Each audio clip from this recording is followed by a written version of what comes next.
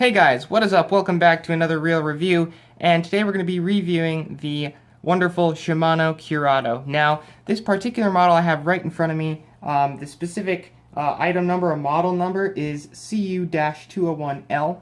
This is the left-handed version of that model. So let's jump into some of the specs. We're going to go through the specs, and then I'm going to lead you guys through some of the main features of this reel and give you guys my opinion on it. So, starting out with some of the specs, this particular model is a 6:3 to 1 gear ratio. So I don't know if you guys can see that, but it says it right there. It says 6:3 to 1 gear ratio. Camera's not really focusing on it. So it's a 6:3 to 1 gear ratio. The weight of this reel is 7.4 ounces. It's extremely lightweight feeling. It has a full aluminum body, and that's what's giving it. That's how they're able to get that really nice, almost metal heavy-duty feeling with this reel, but also keep it very light. It has the full aluminum body construction. So for line capacity, you're looking at 180 yards of 8-pound monofilament. For 10 pounds of monofilament, you're looking at 155 yards. 14-pound monofilament, you're looking at 110 yards. Now, if you're moving on to braid, you have 190 yards of 30-pound, 120 yards of 50-pound, and 80 yards of 65-pound. So this can hold quite a bit of line, both of braid and monofilament. And so far, I've used it, and it holds more than I could ever need. So if you're needing a reel that has quite a bit of line capacity, then this is a great option. So with the specs out of the way, let's jump right into some of the features of this reel.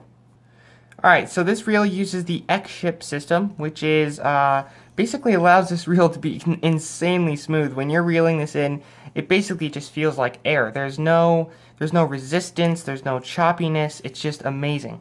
And basically all the bearings in this reel are stainless steel, so you're never going to have them corrode due to water. These grips are actually incredibly durable. I've had this for over a year now, put it through heavy use, and these grips have just performed great. They're not chipping off, they're not flaking off. They feel like, they feel kind of rubbery, which is sort of strange. You'd think they start chipping, but they don't. They're actually really nice and heavy duty. Now, moving on to the drag here, we got the drag. Very nice drag that you can get dialed in perfectly to where you want it to be. Never had any problems with the drag. It's super smooth drag. Clicks perfectly. You can get it dialed in just right, how you like it. And yeah, it's really, really, really nice drag there.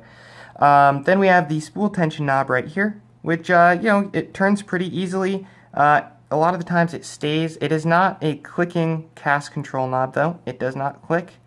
It just doesn't really make any sound, and works well enough. Nothing super special about it.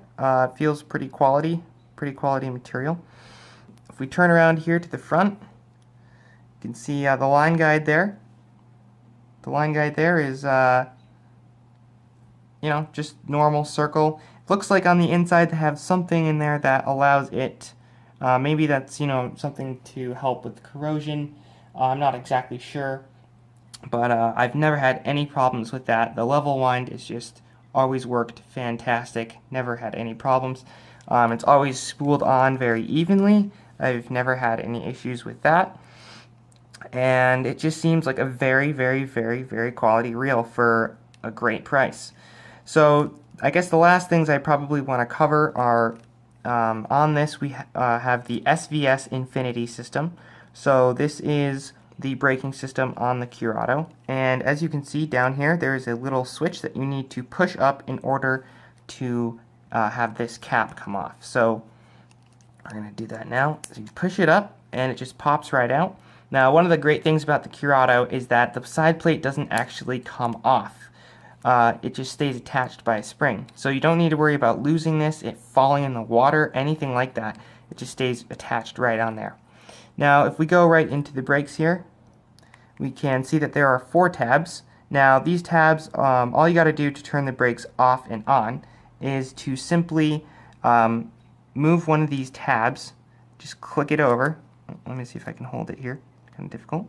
Just move it over just like that to turn it on, and move it back to turn it off. It's super easy, super simple to do, and makes for quick adjustments when you're out there on the water. So when you want to get the side cap back on, you just kind of have to move it around a little bit to get it in place, and then you just push that lever right back down. And I haven't really had any complaints with the side plate. Maybe a few times I've had it act up a little bit where, it kind of is a little bit difficult to get it back on, but, it was my fault. It was just me not knowing how to properly get it on there. But otherwise, it just snaps right back in really easy.